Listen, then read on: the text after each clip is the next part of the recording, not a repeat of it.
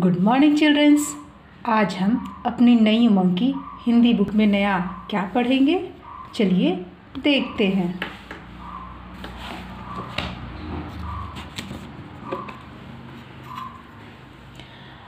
आज हम lesson number 15 दोहे।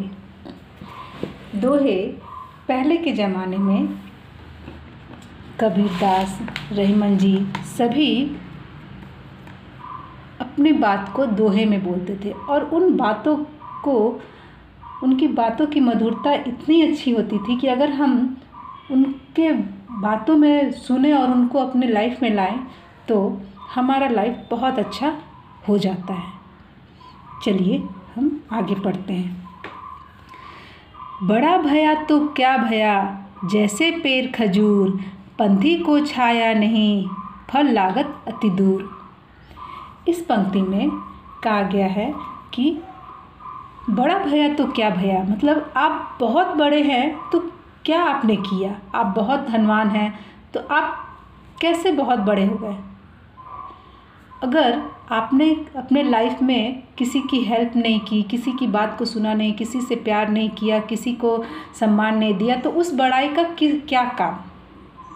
आप उतने बड़े हो करके, उतने धनवान व्यक्ति हो करके भी, आप रिच पर्सन हो करके भी आपने क्या किया अपने लाइफ में? आपने कुछ भी नहीं किया।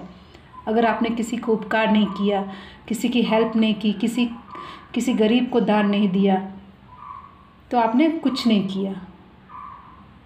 उसी प्रकार खजूर का पेड़ जो है, जो बहुत बड़ा होता है, लेकिन उसकी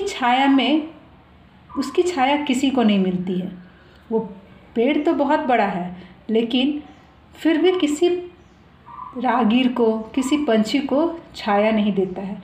लेकिन एक छोटा सा आम का पेड़, अमरूद का पेड़ और जो छोटे छोटे वृक्ष होते हैं, वो अपने नीचे राहगीर को छाया देते हैं, पशु पक्षी को छाया देते हैं, वो छोटे होने पर भी।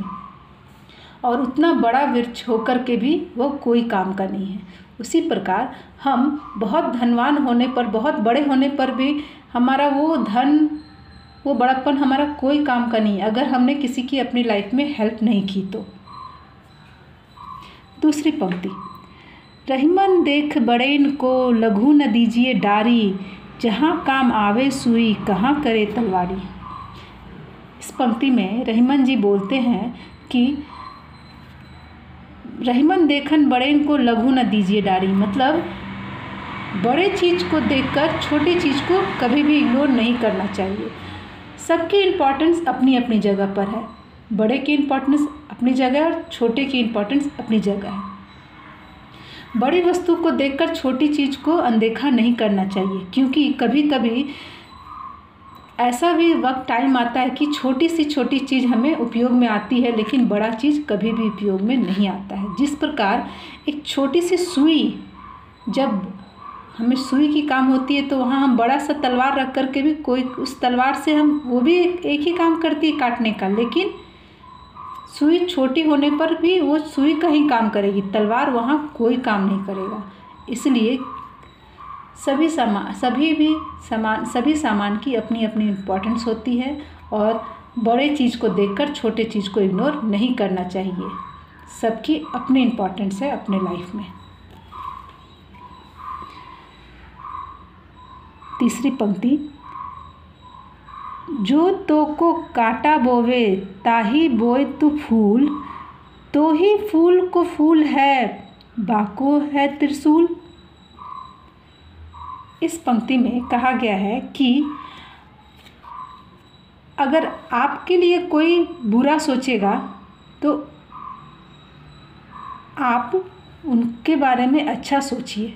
आप अगर उनके बारे में बुरा सोचेंगे, उनमें और आप में क्या अंतर होगा? कुछ भी नहीं। हमारे लिए जो बुरा सोचेगा वो एक न एक दिन खुद उसके साथ बुरा होगा। इसीलिए हमें किसी के बारे में बुरा नहीं सोचना चाहिए। हम कितना भी, वो हमारे लिए कितना भी बुरा करे, हमें उनके लिए अच्छा ही करना चाहिए। लाइफ में एक समय ऐसा आता है कि आपके किए का परिणाम आपको ही भुगतना है और जो हमारे लिए बुरा किया है उसको वो फल मिलेगा ही। इसलिए लाइफ में कभी भी किसी के लिए बुरा नहीं सोचना चाहिए।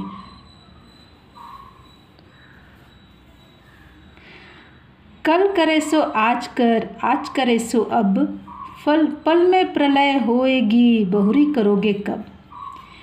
इस पंक्ति में कहा गया है कि कोई भी काम हमें कल के ऊपर नहीं छोड़ना चाहिए, क्योंकि कल कभी भी नहीं आता है।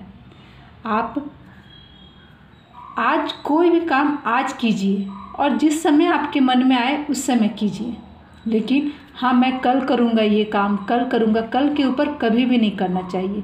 कल का काम आज करें और आज का काम अभी ही करना चाहिए, क्योंकि वो आपका वो आलस बढ़ता जाएगा। हाँ कल करूँगा, और कल आएगा तो फिर कल करूँगा, आप दूसरे दिन पर वो डालते डालते वो आपको एक अंदर से ऐसा आदत बन जाएगा कि वो आपका काम कभी पूरा होगा ही नहीं। और किसी भी टाइमिंग को इम्पोर्टेंस देना चाहिए। टाइमिंग और काम हमारे लाइफ में बहुत इम्पोर्टेंस है, और कोई भी काम समय पर करना चाहिए, उसे कल के ऊपर नहीं टालना चाहिए। अगर कल के आप टालते जाइएगा तो आपको जब समय रहेगा तो वो काम नहीं होगा। जब आप टाइम का इम्पोर्टेंस नहीं दीजिएगा तो आपको भी इम्पोर्टेंस टाइम नहीं देगा। 5वीं पंक्ति, ऐसी बानी बोलिए मन का आपा खोए, औरन को शीतल करे आपहू शीतल होए। इस पंक्ति में कहा गया है कि हमें ऐसी बोली बोलनी चाहिए कि सामने वाला बहुत गुस्से में भी हो तो वो शांत हो जाए। हमारी बोली एक ऐसी चीज़ है कि आप सामने वाले को अच्छे मूड को भी ख़राब कर सकते हो और ख़राब मूड को भी अच्छे कर सकते हो। सामने वाला बहुत गुस्से में, आप सिर्फ 2 वर्ड, अगर बहुत गुस्से में वहाँ शांत रहिए और प्यार से 2 बात बोल दीजिए तो सामने वाला थोड़ी देर के लिए ज़रूर शांत होगा, और वो भी चाहेगा कि नहीं उसने ये बात बोला है तो मैं अब रिप्लाई नहीं कर सकता हूँ। इसीलिए हमें अपने वॉइस को ऐसा मधुर बनाना चाहिए कि सामने वाले को भी सुनकर गुस्सा ना आए। अच्छी बोली बोलने से हमें भी अच्छा लगेगा और सामने वाले को भी अच्छा लगेगा। इसीलिए हमें अपने वाणी मतलब वॉइस को हमेशा ठंडा रखना चाहिए, मतलब मधुर बात करना चाहिए, जिससे हम भी अच्छा सीखें और सामने वाला भी हमारे बात से खुश रहे।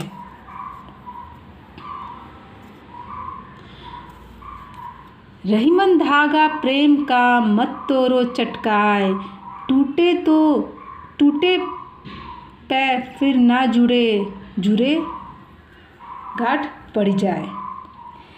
इस पंक्ति में कहा गया है कि रहीमन धागा प्रेम का मतलब रहीमन जी बोलते हैं कि जो प्रेम का धागा है वो बहुत अटूट होता है। आप किसी से, माँ बच्चे से, कोई भी रिश्ते में प्रेम का अगर जो रिश्ता होता है जो हमें बहुत विश्वास करता है, उसके विश्वास को कभी भी तोड़ना नहीं चाहिए। उसके प्रेम को कभी भी, उसके थिंक को, उसके रिस्पेक्ट को कभी भी हमें गुस्से की ओर से तोड़ना नहीं चाहिए। क्योंकि माला आपने देखा है, जो माला का जो अंदर में थ्रेड होता है वो थ्रेड बिल्कुल सीधा होता है, लेकिन अगर वो थ्रेड में आप जोड़ डालिएगा तो वो गांठ पड़ जाएगी। इसी तरह हमें जो प्यार करता है, हमें जो रिस्पेक्ट करता है, उसके साथ हमें उसी तरह का निभाना चाहिए। अगर आपके मुंह से एक बार गलत निकल गया और उन्होंने आपको गलत सोच लिया, भले आप दूसरे बार उनसे सॉरी बोल दीजिए, आप कुछ कर ले, लेकिन जो आपने बात बोला है उनके दिमाग में वो हमेशा रहेगा। इसलिए हमें सोच समझकर बात बोलना चाहिए, क्योंकि हमारा जो रिश्ता होता है वो बहुत अनमोल चीज़ है। उस चीज़ को आप सुधारने के लिए जाइएगा तो वो गांठ के जैसा, जिस तरह धागा के ऊपर आप टूटने के बाद जब उसे जोड़ी, वो जुड़ तो जाएगा लेकिन उसमें एक गांठ पड़ जाती है। उसी तरह रिश्ते में भी अगर आपके बोले हुए बात से सामने वाले को बुरा लग गया, भले आपकी दोस्ती हो जाएगी लेकिन उनके दिमाग में वो बात हमेशा रहेगा कि सामने वाले ने हमें कभी गलत बोला था। इसीलिए हमें सबका रिस्पेक्ट सच्चे मन से, और जो हमें अच्छे से प्यार करता है, जो हमें अच्छे से जानता है, उनका कभी भी दिल नहीं दुखाना चाहिए। मधुर वचन ते जात मिटी, उत्तम जान अभिमान, तनिक शीत जल सौ मिटे, जैसे दूध उफान। बोली एक ऐसी चीज़ है कि अगर आप मीठे से, मतलब अगर आप किसी को अच्छे से रिप्लाई कीजिएगा तो सामने वाला कितना भी गुस्सा में रहे उस चीज़ को समझता है। हमारी बोली से किसी को अगर अच्छा लग रहा है तो वो हमारे पास आएगा, लेकिन उस चीज़ का इम्पोर्टेंस रखना चाहिए। जैसे अब अगर आप बहुत प्यासे हो और अगर आप दूध पिए हो तो आपकी प्यास नहीं मिटेगी, लेकिन एक छोटे से गिलास में ठंडा पानी पी करके आप अपने आप को, जो आप बहुत प्यासे उस चीज़ की आपकी प्यास बुझती है, लेकिन आप गर्म दूध पीते जाओ, वो आपको प्यास को नहीं बुझा सकता है। इसी तरह आप कितने भी गुस्से में रहो, वहाँ गुस्से में अगर गुस्से वाली बात करोगे तो वो और आगे बढ़ेगा, वो बात और बिगड़ जाएगी। लेकिन आप गुस्से में तो प्यार से बोल दीजिए, सामने वाले को प्यार से समझाइए तो वो आदमी शांत हो जाता है। उसी तरह जिस तरह हमारा प्यास ठंडे पानी से बुझता है, ना कि गर्म दूध पीने से। और लास्ट पंक्ति ये है, विद्या धन उद्यम बिना, कहो जू पावे कौन, बिना डुलाए ना डुले, जो पंखा की पौन। विद्या मतलब शिक्षा एक ऐसी चीज़ है जो आप जब तक परिश्रम नहीं कीजिएगा वो आपको मिलेगा नहीं। आप जितना परिश्रम कीजिएगा आपको उतना ही अच्छा ज्ञान मिलेगा। जिस तरह पंखा जब तक आप चलाइएगा नहीं वो पंखा चलेगा नहीं, और जब तक आप परिश्रम कीजिएगा नहीं आपको कोई चीज़ मिलेगा नहीं। इसलिए हमारे लाइफ में परिश्रम बहुत इम्पोर्टेंस है। किसी भी चीज़ के लिए, आप पढ़ाई के लिए परिश्रम करें तो आप अपने एम पर ज़रूर पहुंचिएगा। इसीलिए हमें अपने को परिश्रम, सभी चीज़ को पाने के लिए परिश्रम करना ही रहता है। आप बिना परिश्रम का कुछ भी नहीं पा सकते हैं।